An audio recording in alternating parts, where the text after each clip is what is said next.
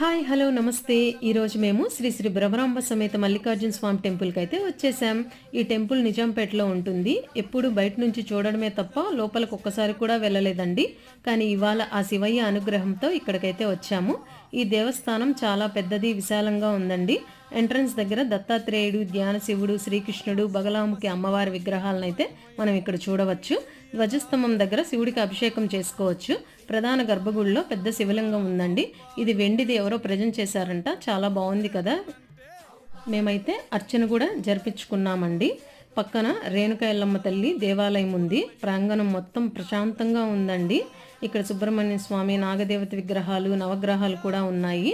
ఇప్పుడైతే మేము రేణుక ఎల్లమ్మ తల్లి టెంపుల్కి అయితే లోపలికి వెళ్తున్నాము. అమ్మవారి విగ్రహం కూడా చాలా బాగుందండి, చూస్తున్నారుగా. సుబ్రహ్మణ్య స్వామికి అయితే అభిషేకం కూడా చేసుకున్నాము. ఈ వీడియో మీ అందరికి నచ్చిందనే అనుకుంటున్నాను. Okay, bye. ప్లీజ్